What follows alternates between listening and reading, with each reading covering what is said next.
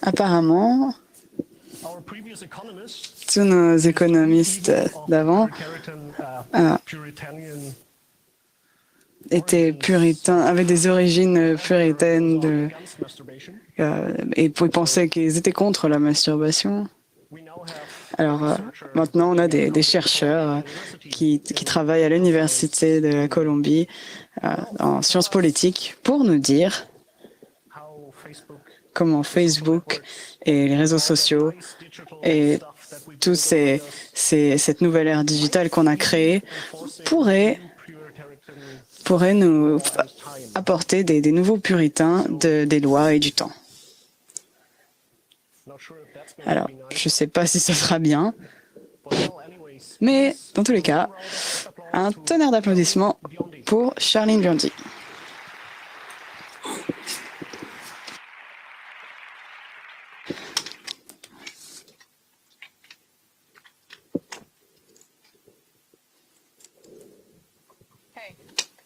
Bonjour. On dirait qu'il y a une conspiration puritaine dans la Silicon Valley. Non, vraiment, on dirait que le grand cloud a été inventé pour punir les infidèles. Et ils ont utilisé tout ce qu'ils pouvaient pour voir tous les maris et femmes infidèles et les emmener devant le juge. Ou en tout cas, c'est ce que mon ami Matt m'a dit. L'année dernière, pour Noël, il a acheté un iPad pour son fils de 7 ans.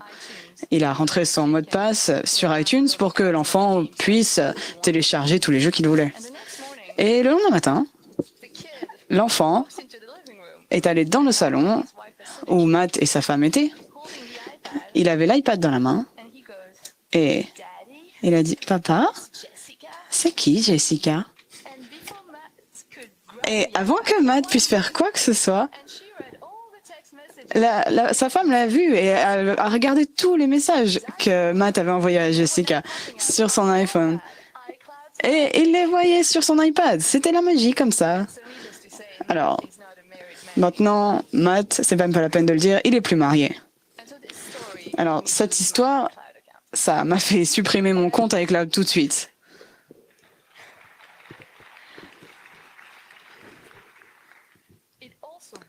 Mais ça m'a aussi embêté parce que j'y ai pensé depuis super longtemps. Parce que ça a montré qu'au final, on pouvait surveiller. Il y avait de la surveillance sur Internet, mais d'un point de vue que j'avais jamais vraiment pensé. C'était une conspiration puritaine au final. Surtout la surveillance digitale, ça force les gens à avoir une espèce de force de se conduire d'une certaine façon. Mais est-ce que ça pourrait être aussi, ça pourrait aussi avoir un effet moralisateur? Est-ce que les grands acteurs de la surveillance, Facebook, la NSA, Google, est-ce qu'ils pourraient avoir un pouvoir un peu similaire au pouvoir des prêtres catholiques? Les pouvoirs de ceux qui essayent de nous forcer à confesser nos péchés. Alors, surtout dans cette salle au final, j'imagine que ce serait vraiment banal pour vous que la surveillance digitale a envahi votre vie privée et votre intimité. Mais qu'est-ce que ça fait? Quelle est l'activité la plus intime qu'un humain puisse faire? Je veux dire les enfants, les hommes, les femmes, tout le monde. Quand je posais cette question hier, pour me préparer à cette conférence, je pense que prier est la chose la plus intime qu'on puisse faire. C'est intéressant, mais ça marche pas vraiment. Si tu pries et que je rentre dans la salle, je pense que je vais pas embêter ta vie privée. Je vais pas t'embêter. Vous connaissez sûrement déjà la réponse, donc je vais faire ça rapidement. La chose la plus intime qu'une personne puisse faire est la masturbation. La masturbation, mes amis, a une histoire qui nous dit beaucoup de choses à propos de la surveillance. Le but de ma conférence aujourd'hui sera que la surveillance digitale a des mécanismes similaires et des effets similaires que la crusade contre la masturbation qui a été lancée au XVIIIe siècle en Europe. Plus important, la première chose qu'ils ont en commun, c'est que la surveillance dans le XVIIIe siècle et celle d'aujourd'hui sont arbitrairement inefficaces. Alors, pourquoi il y avait de la surveillance dans le XVIIIe siècle? C'était pas efficace parce que personne s'y intéressait, même les prêtres catholiques s'en fichaient. Ils ont dit vite fait que c'était quelque chose qu'il fallait pas vraiment faire, mais au final, ils étaient surtout intéressés pour les prêtres, ils s'en fichaient un peu des autres. Au final, ce tract qui a été publié par un docteur anglais disait Onania. L'onanie a des conséquences honteuses pour les deux sexes. Et ce tract, c'est lui qui a lancé la croisade contre la masturbation dans toute l'Europe. À partir de ce moment-là, la masturbation, c'est devenu quelque chose qui n'était pas normal de faire. Non pas seulement pour l'individu, mais pour toute la société. Et ce tract a changé le monde presque en un jour. Alors, ce que ça nous dit maintenant, à propos de cette croisade, c'est que cette croisade a pris une forme unique, la surveillance.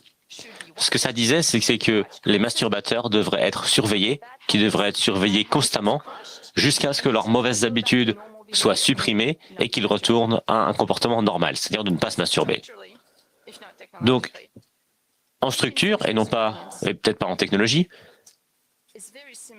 les méthodes de surveillance de cette époque sont très similaires à la surveillance digitale.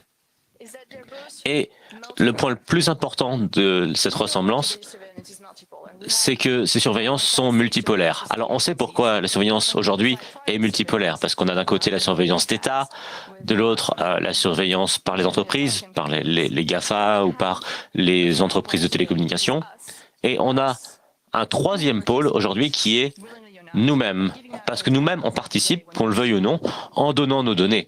On participe à cette surveillance.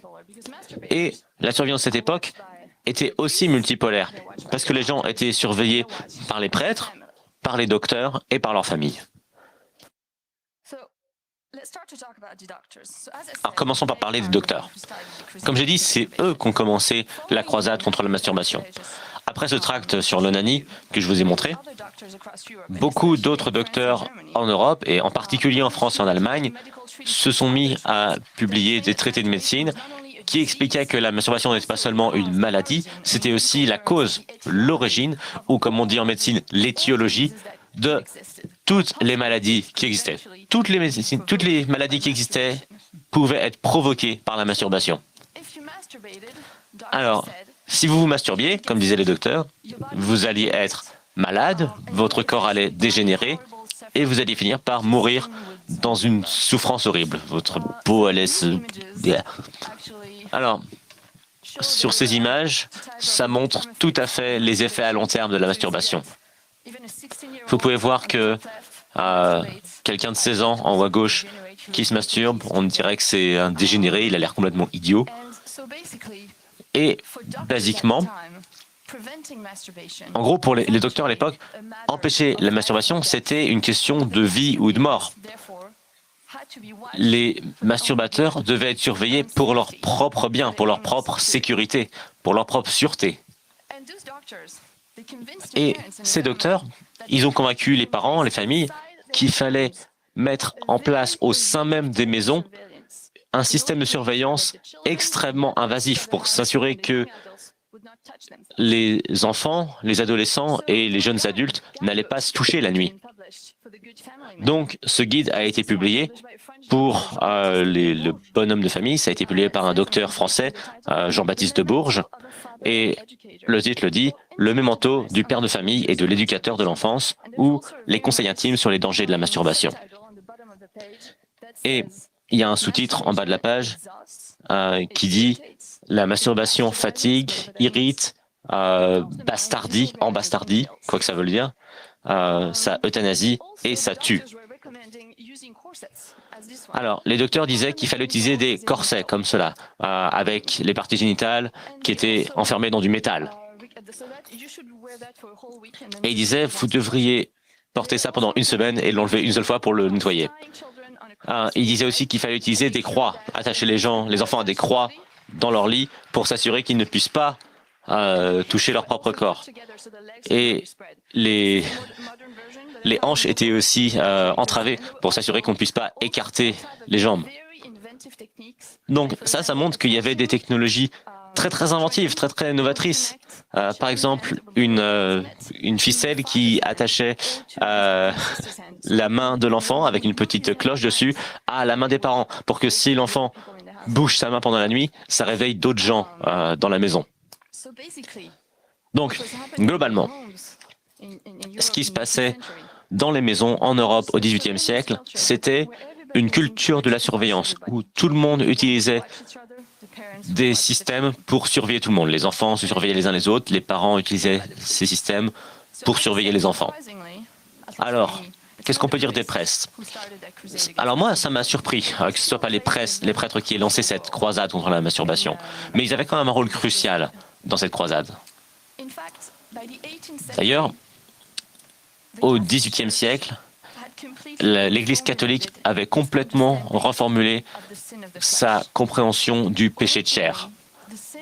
À l'origine, le péché de chair, qui est le sixième commandement, c'était quelque chose qui avait des règles très spéciales, des violations d'ordre sexuel qui étaient extrêmement précises. Par exemple, il ne fallait pas commettre l'adultère ou l'inceste ou le sexe avec les animaux.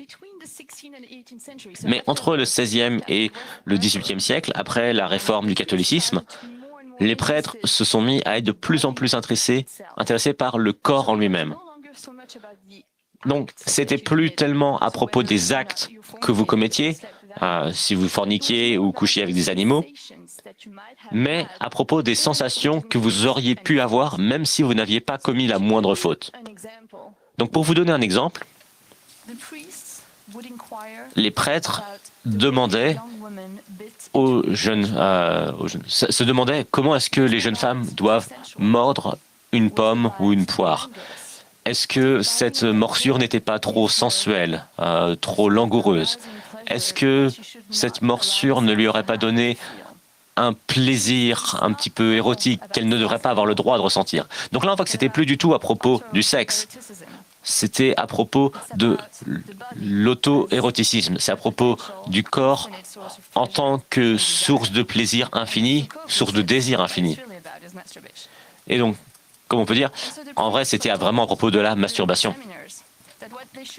Donc, les prêtres, on leur enseignait pendant des séminaires que les questions qu'ils devaient poser, c'était pas juste pour avouer les fautes, c'était pour avouer les pensées qui se formaient dans votre tête, les images qui venaient à votre esprit et les sensations que ces images évoquaient. Donc, en vrai, c'était vraiment une forme de surveillance qui était une confession de tous les actes et des pensées de chacun. Donc maintenant, si juste je raye les acteurs du XVIIIe siècle et sur ce magnifique diagramme et que je les remplace par les acteurs de la surveillance digitale d'aujourd'hui, on voit que les mécanismes en place sont exactement les mêmes. Les deux sont faits au nom de la sécurité, par quelqu'un qui est responsable de votre sûreté, mais l'essentiel de l'information qui est rassemblée est rassemblée par une tierce partie, sous la forme de confessions complètes, régulières, peut-être même quotidiennes. Dans les deux cas, cette surveillance est constante parce que on la nourrit nous-mêmes, nous, les gens qui acceptons de participer dans ce système. Alors, j'ai commencé à vous dire que la surveillance des masturbateurs aujourd'hui et avant sont arbitraires et inefficaces. Ce que je voulais dire par inefficace, c'est que la surveillance, juste comme la surveillance massive n'a jamais arrêté les terroristes, ça n'a jamais marché non plus.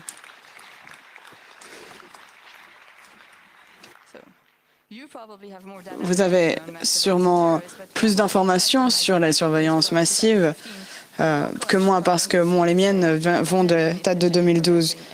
Mais au final, tout ce que j'avais vu, c'était que la NSA n'avait jamais vraiment réussi à arrêter des terroristes.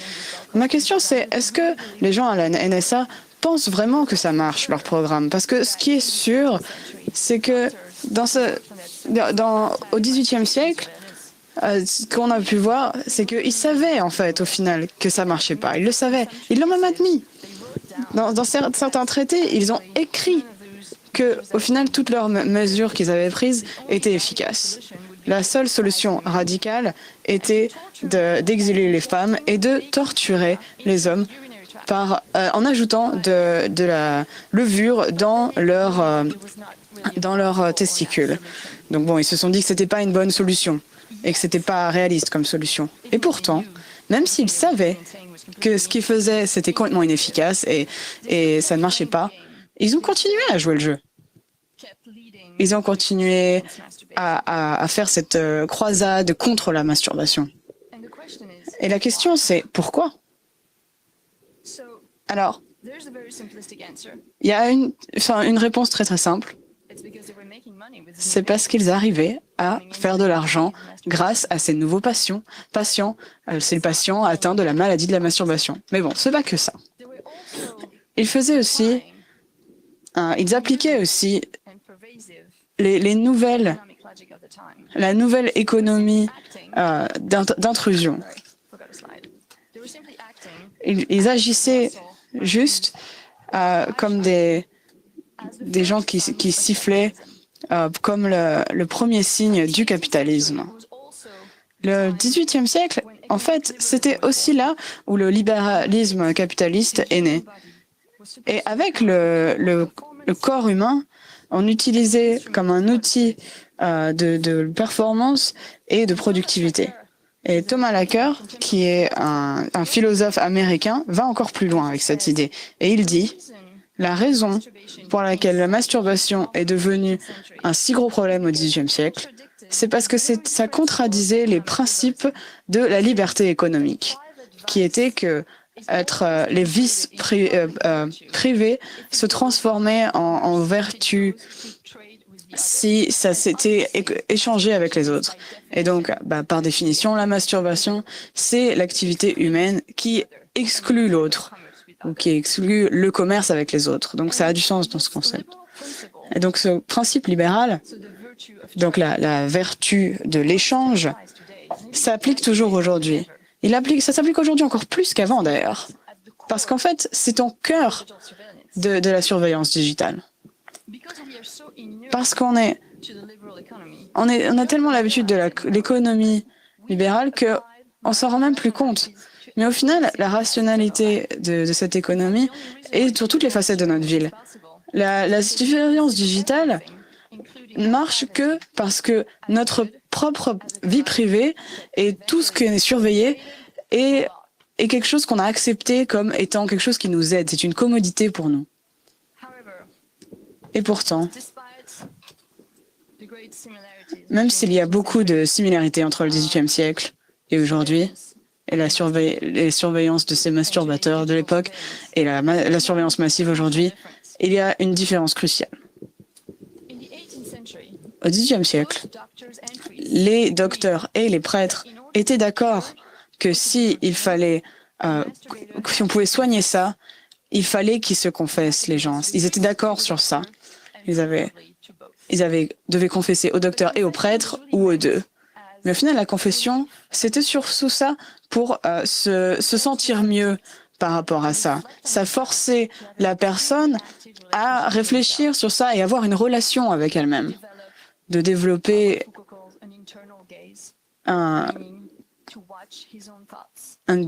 être d'accord avec ses propres sentiments à l'intérieur et de développer ce sentiment intérieur. Et donc la confession qui était obligatoire à cette époque-là, et ça devait avoir un sentiment négatif parce qu'on se sentait mal et on était obligé de le faire. Mais au moins, il y avait une confession. Cette confession avait un mérite, c'est que ça laissait la personne parler d'elle-même et se créer une narration de ses sentiments. Et aujourd'hui, j'ai pas entendu le nom, a créé un livre sur le sujet, a dit que confesser quelque chose à Google, c'est pas vraiment un grand pouvoir, mais il dit aussi, il marque un point sur ça, c'est que aujourd'hui la surveillance massive, il n'y a plus vraiment de confession comme il y avait pour les chrétiens. On peut peut-être dire que tous nos désirs intimes, toutes nos peurs, on peut les dire à Google, mais la plupart du temps, on le fait sans vraiment s'en rendre compte. On n'a pas vraiment l'intention de les confesser au final quand on fait ça. C'est juste qu'on cherche quelque chose, on s'en rend pas compte.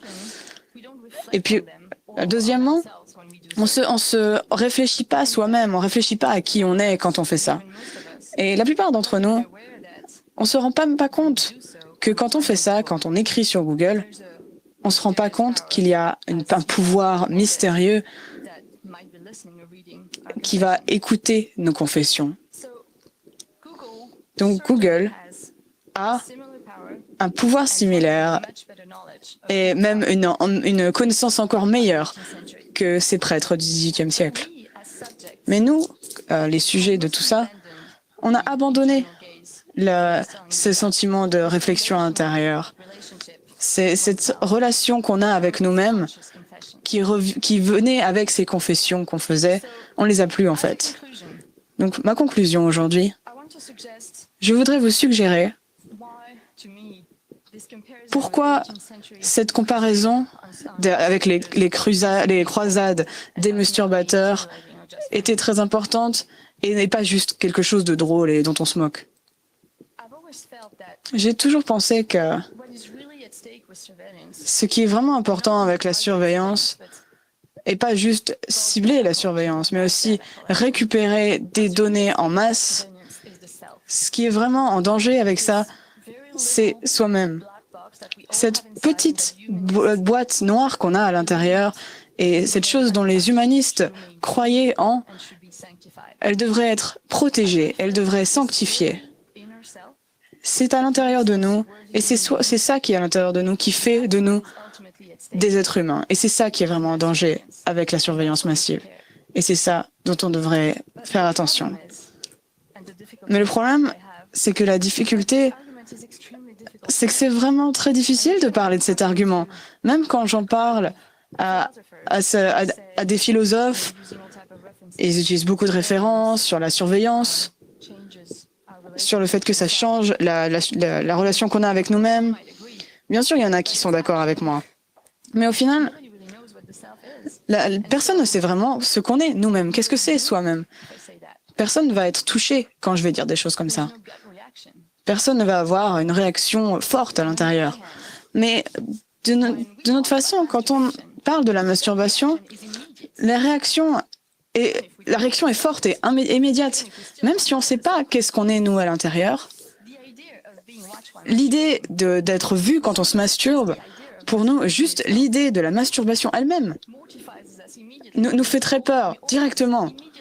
Immédiatement, on a l'impression d'être envahi, que notre vie privée est envahie. Alors, c'est facile à comprendre que la surveillance massive dans le cadre de la masturbation, c'est la seule qui est vraiment valide. Non parce que c'est mauvais, pas parce que c'est honteux, pas parce qu'on fait quelque chose de mauvais quand on le fait, mais juste parce que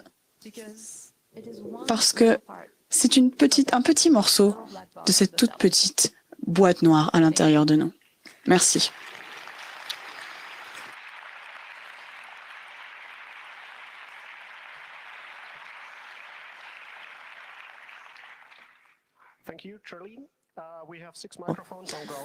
On a des questions. On a quelques minutes pour les questions. Donc, si vous avez des questions, allez au micro, s'il vous plaît.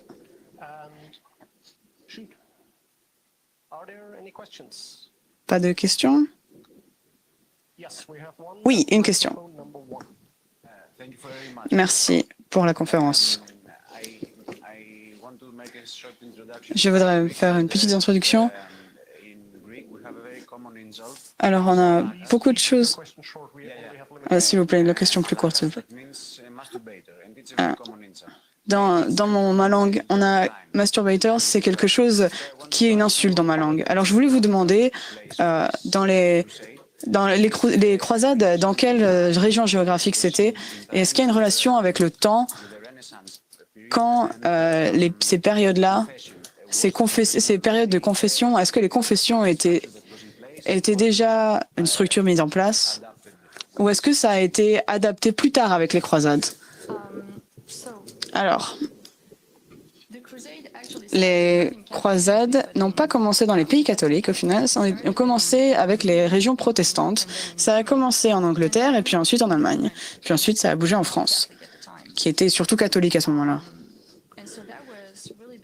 Et donc c'était le début du XVIIIe siècle et ça a duré jusqu'à la fin du XIXe siècle. Quand ça a commencé avec les catholiques, quand c'est arrivé jusqu'aux catholiques, ce qui est vraiment intéressant, c'est que les deux, les docteurs de la médecine et l'Église catholique qui étaient intéressés sur la surveillance, c'est arrivé à peu près au même moment, mais pas pour les mêmes raisons. Les docteurs se disaient que la seule raison, c'est que ça a intériorisé l'économie et ça rationalisait la réalité. Mais les prêtres, eux, de leur côté, avaient un autre avis. Ce qui a changé pour eux, c'est que au XVIe siècle, quand il y a eu la réforme, je crois que c'était, je ne me rappelle plus quand, mais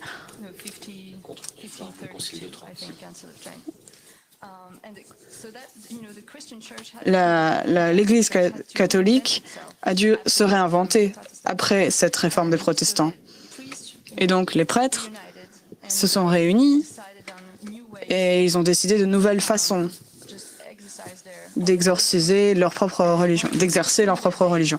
Et la première chose qu'ils ont fait, c'était la confession pour être sûr que les gens n'étaient pas protestants, qu'ils n'étaient pas hérétiques. Ils se sont assurés que la confession était obligatoire. Et pour que ça marche vraiment et que les gens étaient de bons catholiques ou pas, ils ne pouvaient pas juste demander les gens s'ils avaient ce qu'ils avaient fait avant le XVIe siècle, s'ils avaient fait des péchés. C'était pas assez. Ils avaient vraiment besoin de savoir ce qui se passait dans leur tête et dans leur esprit.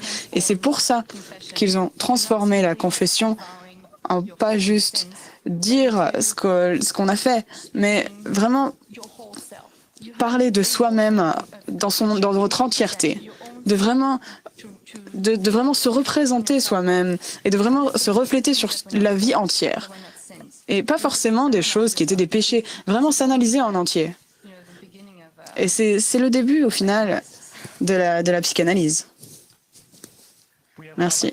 Une autre question sur Internet, des réseaux sociaux et Internet. Alors, est-ce que vous pensez que se surveiller soi-même, est-ce que ça deviendra plus normal pour les gens quand les gouvernements feront ça plus souvent? Est-ce que ça deviendra conventionnel de se surveiller soi-même? Alors, je voudrais répondre avec une autre question. Si la surveillance de soi-même devient une norme et qu'on se surveille soi-même avec les normes qui ont été imposées sur nous, alors au final, on n'a même plus besoin d'avoir de gouvernement. Je pense que c'est l'argument clé de tout ça. Le point d'avoir un régime totalitaire, c'est qu'on n'a même pas besoin d'avoir du pouvoir sur les gens parce que ils vont le faire eux-mêmes. Une autre question. Merci pour la conférence. J'ai une question. Vous avez parlé de quand on va au prêtre et qu'on lui se confesse et qu'on lui parle de son histoire. Au final, Google me dit mon histoire. Donc, j'ai pas vraiment... Je l'écris pas vraiment moi-même, mais c'est Google qui me le dit. Est-ce que ça affecte ma petite boîte à l'intérieur? C'est très... J'essaye de penser aux meilleurs exemples. Mais juste si on prend toutes les informations et qu'on les réunit à propos de vous sur les 3 derniers jours, à propos de vous, à propos de ce que Google me donne, le GPS et tout ça, n'importe qui au final qui a accès à ça peut penser que vous êtes une personne complètement folle, un criminel. ou une personne que vous n'êtes pas au final. Parce qu'on peut faire parler ces données de la façon qu'on veut. Et c'est ce qui se passe dans devant certains juges, parce que ces données sont utilisées comme preuve de qui vous êtes. Et c'est utilisé, ces données qui sont si faciles à lire, on ne peut pas vraiment se défendre parce que vos propres mots n'ont pas autant de poids que les données qu'on a collectées, parce qu'on les a récupérées et c'est noir sur blanc sur le papier. Et je pense que c'est très violent de ne pas pouvoir se dire soi-même qui on est. C'est super violent d'être confronté à ce double de nous-mêmes au travers des informations qui parlent plus fort en fait que ce que nous on peut parler. Et je pense que c'est ça la violation de cette petite boîte à l'intérieur. On peut être convaincu de ce qu'on est nous-mêmes, de cette petite boîte, et on peut vraiment pas être sûr de qui on est. Jusqu'à maintenant, on avait toujours la possibilité de laisser cette petite boîte noire parler. Comme nous, on pouvait dire ce qu'on voulait et raconter notre propre histoire. Et le fait que cette double de nous-mêmes fait de données fait qu'on ne peut plus vraiment s'exprimer comme on veut, ou on ne peut plus vraiment être pris sérieusement parce que on prend ce double à la place. Merci beaucoup, Charline Lundy. On n'a plus de temps, malheureusement. Un tonnerre d'applaudissements pour elle.